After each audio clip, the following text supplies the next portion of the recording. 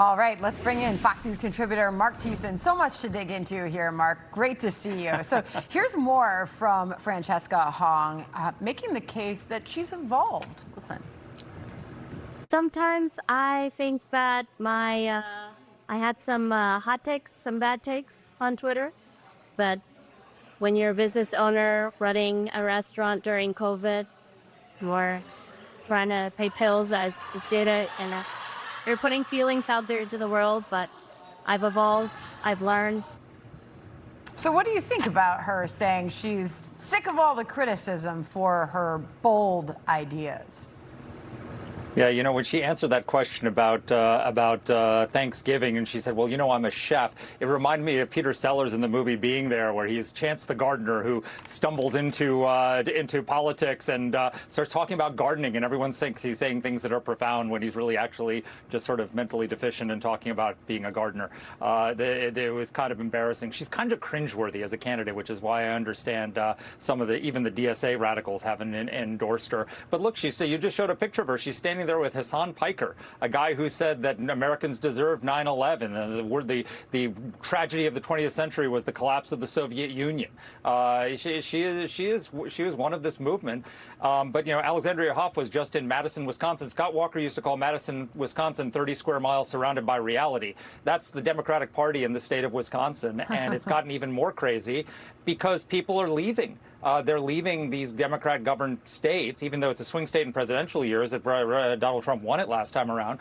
It's got a blue governance, and people are leaving. And so all the reasonable, normal people are leaving, and Democratic socialists are taking advantage of that. It's going to be very different when normal voters get involved in the process, and not just the left-wing Democratic base. Well, that was Hong pictured with Hassan Piker. We remember this, too, from August 3rd, when Abdul El-Sayed was also pictured with Hassan Piker at that pool party. El-Sayed was pressed over the weekend about Piker's 9/11 comments you just mentioned, and also standing with him as he campaigned. Listen. To sit here and play gotcha politics with a dumb thing somebody said out of context that they disavowed themselves to say, oh, well, what does that mean about what you think? I want to be held accountable for what I say and what I do, rather than this idea that we're so stuck in cancel culture that all of us agreed was a bad idea back in 2020, but we seem to want to bring back.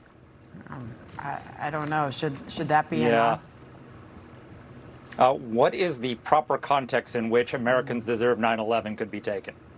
I don't understand. What does he mean by context? There is no context in which that is an acceptable thing to say. And it's not like this was a one-off. Hassan Piker just video about him just the other day, talking about how landlords ought to be lying in their capitalist blood in the streets, that people should kill landlords who don't rent homes.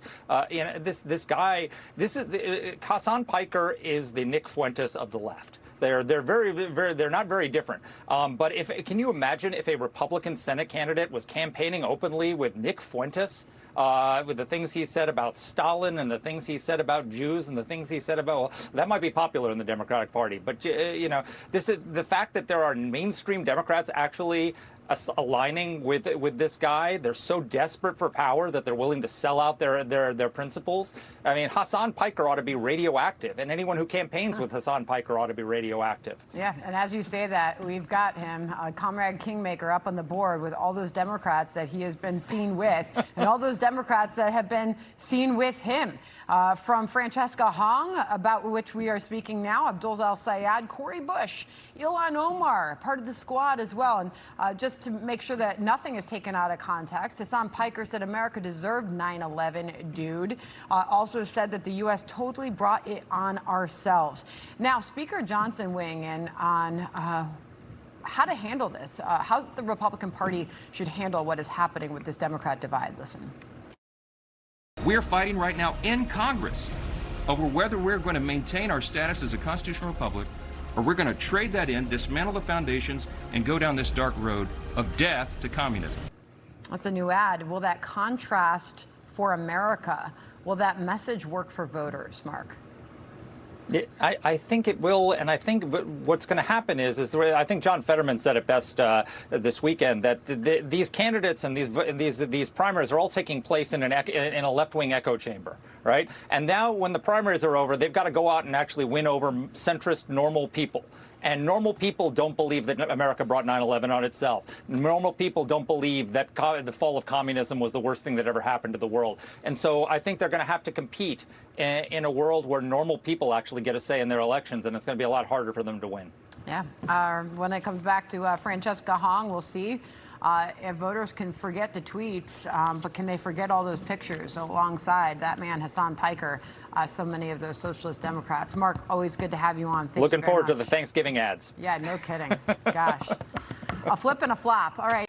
Be sure to like and subscribe for all the Fox News latest on YouTube and catch full shows streaming now on Fox One.